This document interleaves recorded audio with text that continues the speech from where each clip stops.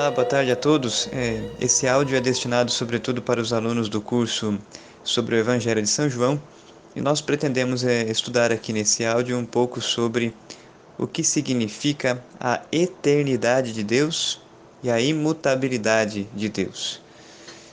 Pois bem, nós estamos estudando o prólogo do Evangelho de São João e nós estamos vendo constantemente que o Verbo é coeterno e consubstancial ao Pai e ao Espírito Santo.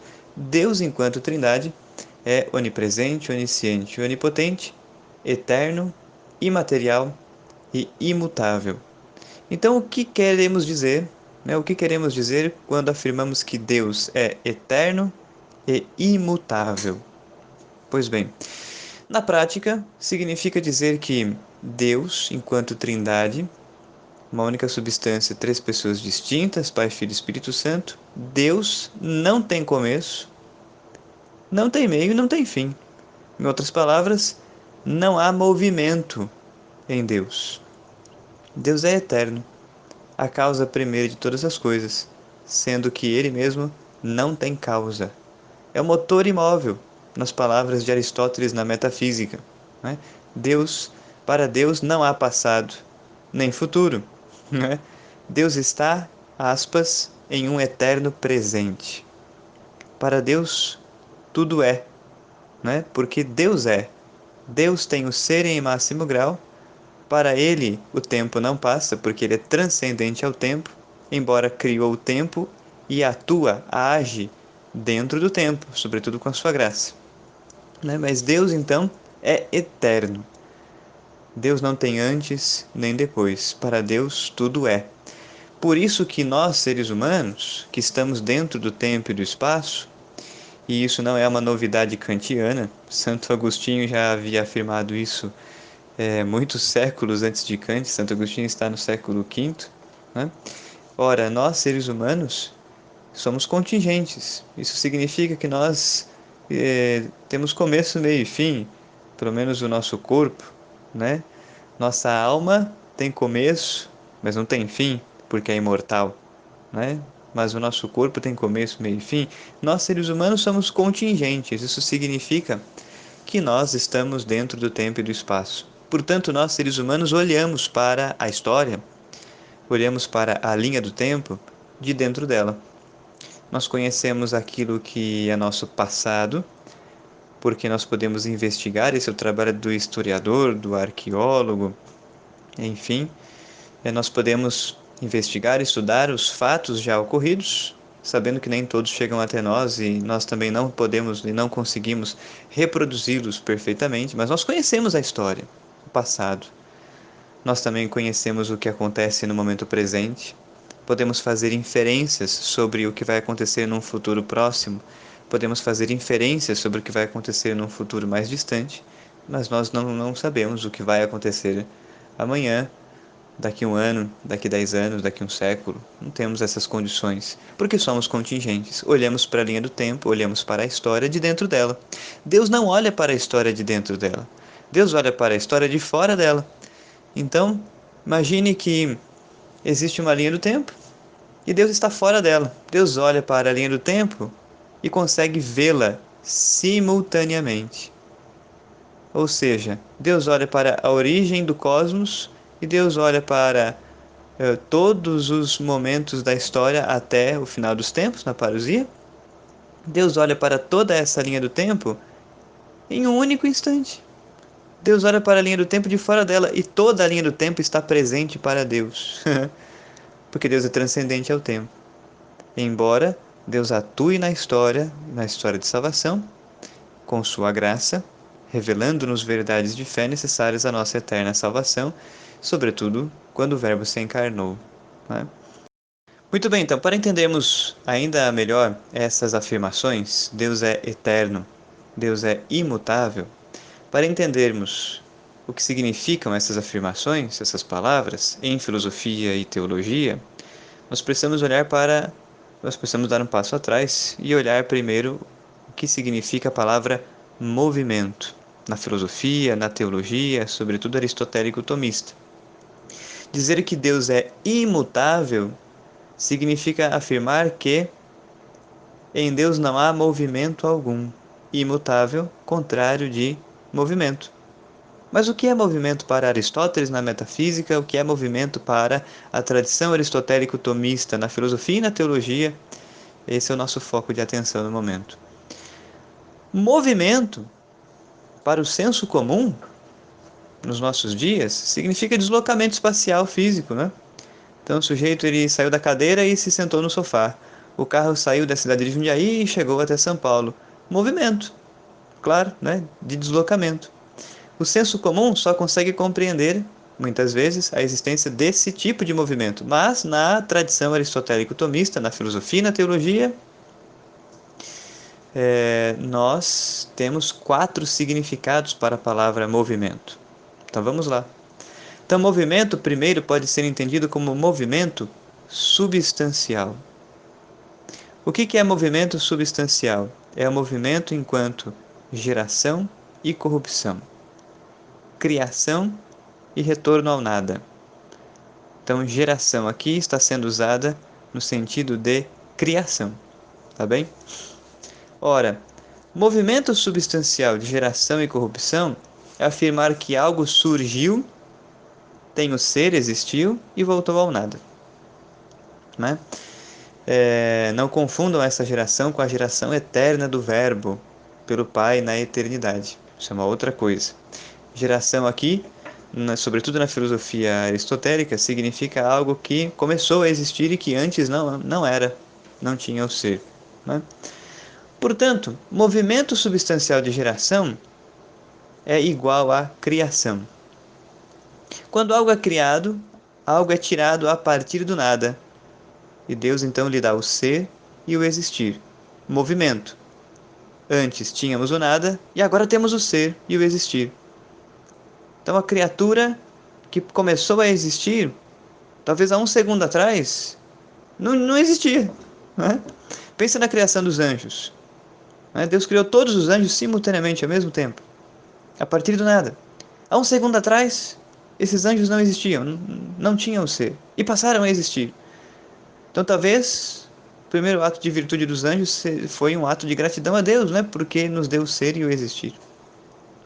Movimento substancial de geração, portanto, é criar. É algo que tem o ser e o existir e que antes não existia. Movimento, então, movimento do não existir para o existir. Movimento do não ser para o ser. Movimento substancial de corrupção é quando uma coisa deixa de ter o ser e de existir e retorna ao nada, e voltam ao pó de onde vieram, né?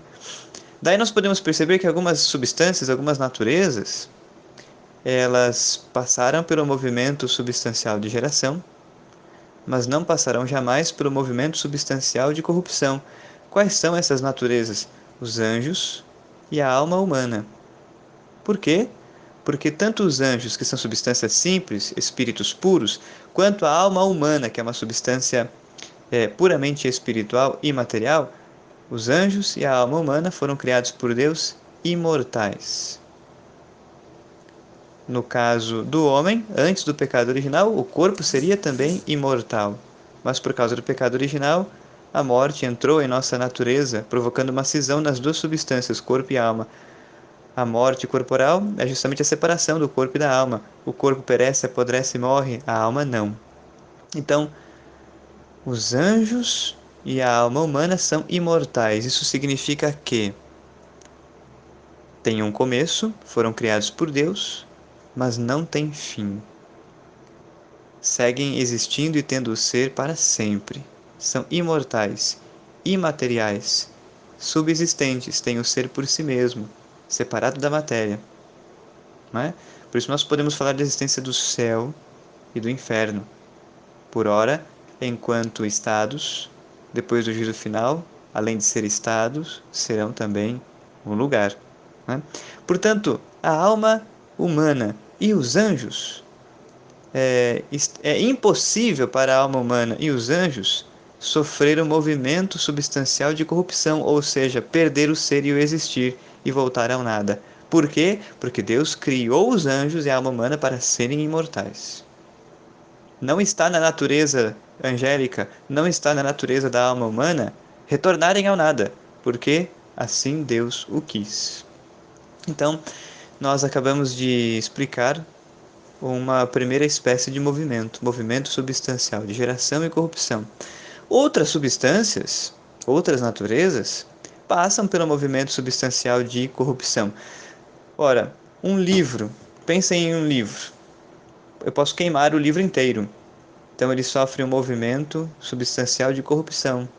Perdeu o ser e o existir. Mesma coisa o corpo humano, né? O corpo humano, depois da morte, apodrece, perece, movimento substancial de corrupção.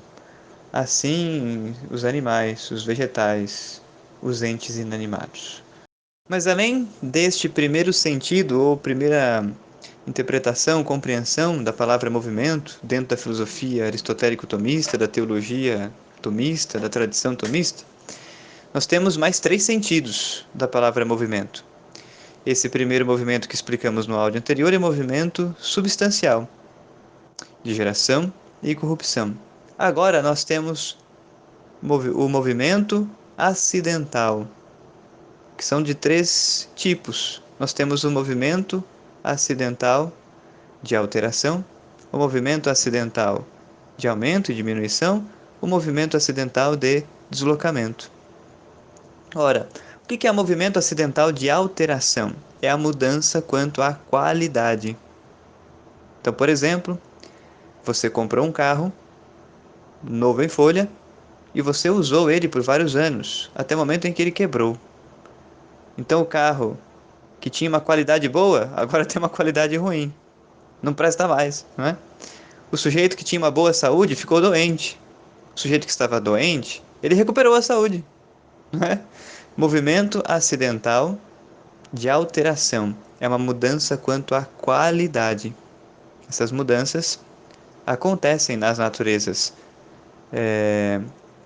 sejam elas puramente materiais, como os entes inanimados, seja nas substâncias compostas de matéria e forma enquanto corpo e alma, como os homens, seja nos anjos. Mas então me dê um exemplo de mudança acidental de alteração, mudança quanto à qualidade, na alma humana e nos anjos. Ora, o homem não tinha conhecimento e adquiriu conhecimento. Não tinha virtude, estava no pecado mortal e, mediante o arrependimento e a graça dos sacramentos, entrou na graça santificante, adquiriu virtudes. Esse homem que tinha virtudes pecou, perdeu a graça, entrou no vício. Mesma coisa os anjos, criados por Deus em estado de graça santificante, alguns pecaram contra ele e perderam a graça santificante. Mas alguns anjos criados por Deus em graça santificante cresceram na graça, virtude e mérito. Mudança enquanto movimento acidental de alteração, mudança de qualidade. Mas um segundo movimento acidental é o movimento acidental de aumento e diminuição, que diz respeito quanto à matéria, à massa, aumento e diminuição. Então o sujeito ele era magro e ganhou peso, engordou. O sujeito era gordo e emagreceu. Aumento e diminuição. Nós tínhamos uma mesa grande, mas nós não a queríamos assim, então cortamos um pedaço e diminuímos a mesa. Ou a mesa era pequena e somamos a ela mais uma parte. Aumento e diminuição. Por aí vocês já podem perceber que esse tipo de movimento acidental, de aumento e diminuição, não está presente nem na natureza angélica, nem na alma humana, apenas na matéria. E por último, o movimento acidental de deslocamento. Este sim é o mais comum para nós, né? Entendido como mudança de lugar. Deslocamento, né? O sujeito estava no ponto A e foi para o ponto B, estava no ponto B e voltou para o ponto A. O carro saiu de Jundiaí, chegou até São Paulo, de lá retornou até aqui, né? Então nós temos quatro tipos de movimento: movimento substancial, de geração e corrupção, e movimento acidental de alteração, movimento acidental de aumento e diminuição, movimento acidental de deslocamento. Estas quatro espécies de movimento estão presentes apenas nas criaturas e não no Criador. Então por aí nós já podemos perceber o seguinte, né? Em Deus, enquanto Trindade, não há nenhuma espécie de movimento, né? Em Deus não há o movimento substancial de geração e corrupção, porque ele é incriado. Ou seja, não tem começo, não tem fim. Ninguém criou Deus. Ele é a causa primeira de todas as coisas. Ele é imutável, né? Não há movimento substancial em Deus, de começo e fim, né? Portanto, ele é imutável e eterno. Mas em Deus também não há movimento acidental de alteração, mudança quanto à qualidade. Deus sempre é amor, né? Aliás, Deus é amor, Deus é sabedoria, Deus é bondade, Deus é todas as características que poderíamos dar a Ele. E Deus não muda o seu amor, a sua bondade, a sua sabedoria. Ele tem o ser em máximo grau. Portanto, em Deus não há movimento acidental de alteração quanto à qualidade. Por isso, Deus é imutável e eterno. Em Deus não há movimento acidental de aumento e diminuição, claro, porque Deus é imaterial enquanto Trindade. Não há aumento e diminuição de matéria, porque não há matéria em Deus. Em Deus não há movimento acidental de deslocamento, porque ele, sendo onipresente, está em todo lugar. Né? Onipresente, onisciente, onipotente. Se em Deus não há movimento algum, Deus é imutável. É isso que significa a afirmação. Deus é imutável. Deus é eterno. E o Verbo, segundo a pessoa da Santíssima Trindade, é eterno, não é? Coeterno, consubstancial ao Pai e ao Espírito Santo.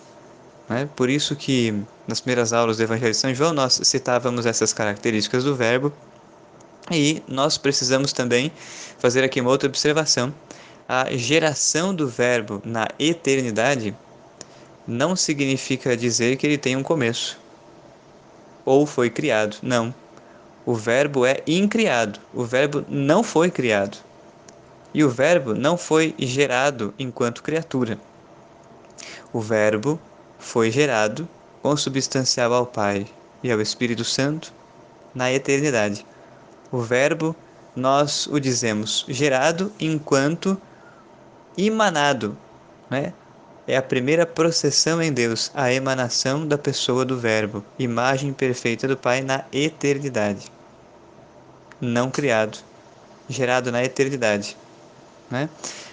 A palavra gerado na filosofia aristotélico-tomista para designar as criaturas é uma geração no tempo. A geração no tempo é criação. A geração na eternidade é algo incriado. E por isso que o Verbo é consubstancial ao Pai, porque ele foi gerado na eternidade e não no tempo. Foi gerado enquanto Deus, não é? E não enquanto criatura. Daí que a natureza humana de Cristo é gerada no tempo, portanto criada. A natureza humana de Cristo é criada, o corpo e a alma. A natureza divina de Cristo não é gerada no tempo, e sim gerada na eternidade. Espero que esses áudios tenham então ajudado a vocês um pouco mais a entender essa questão em Deus. Me coloco também à disposição para possíveis dúvidas e perguntas. Muito obrigado por nos ouvir até aqui. Até mais.